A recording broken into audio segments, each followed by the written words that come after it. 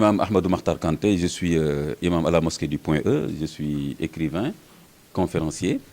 Et là, je viens de démarrer un nouveau portail, tibian.com. Justement, parlez-nous de ce portail, de ce nouveau portail. Alors, ce portail, c'est le résultat de suggestions, d'échanges que j'ai eu très fructueux avec mon entourage, avec des amis, des frères, des sœurs, qui m'ont dit, vu que tu produis beaucoup sur des questions contemporaines qui sont rarement abordées en général, ni par les intellectuels, on peut dire, occidentalisés, ni par les oustas qui maîtrisent beaucoup plus les sciences islamiques.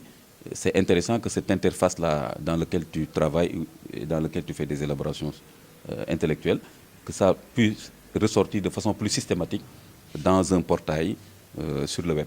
Et donc j'ai accepté l'idée et mes amis m'ont aidé à mettre en place techniquement le portail et il y a déjà du contenu et c'est ce que je suis venu aujourd'hui annoncer pour que tout le monde sache que voilà, maintenant je suis un imam digital, je suis dans le numérique. Et d'où vient le nom Tibian?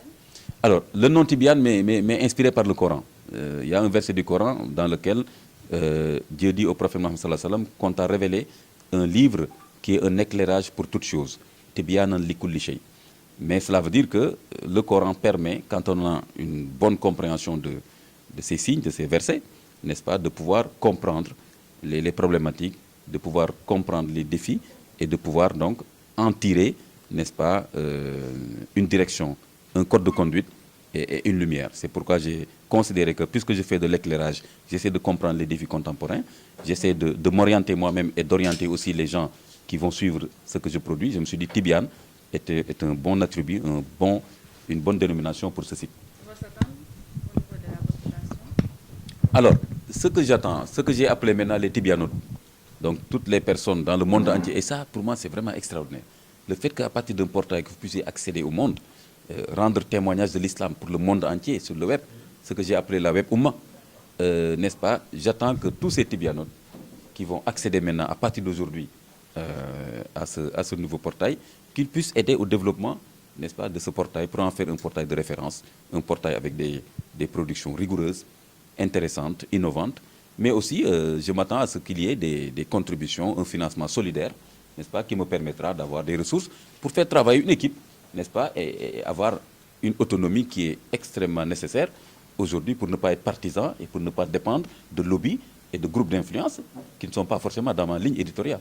Qu'est-ce qui fait qu'aujourd'hui, l'islam, qu'est-ce qui empêche l'islam de mieux et de plus nous aider, n'est-ce pas, pour faire avancer notre société? Regardez une société sénégalaise avec une majorité de musulmans, mais aujourd'hui, tous les problèmes que nous avons, pour moi, trouvent des réponses dans l'islam. Mais peut-être qu'il faut maintenant de la pédagogie, qu'il faut revenir sur les fondements même de notre éducation, sur les médias, sur la façon de faire la politique, sur la façon de faire l'économie. Pour tout ça, justement, il y a des réponses de l'islam. Donc, il faut ce sursaut-là, mais il faut que les gens puissent accéder justement à un message qui les enthousiaste, qui font qu'ils se disent, mais ah bon, mais je peux avoir un comportement vertueux dans mon travail de tous les jours, avec ma famille, avec la rue, la propriété, avec voilà, tous les enjeux auxquels aujourd'hui nous sommes confrontés. Je l'ai dit une fois à un taximan, il me disait, ah mais oui, le développement, je lui dis, le développement pour moi, ce n'est pas une théorie. Il suffit juste, par exemple, de mettre en avant les vertus musulmanes dans tout. Par exemple, le concept de ihsan, c'est le fait de bien faire tout ce qu'on fait.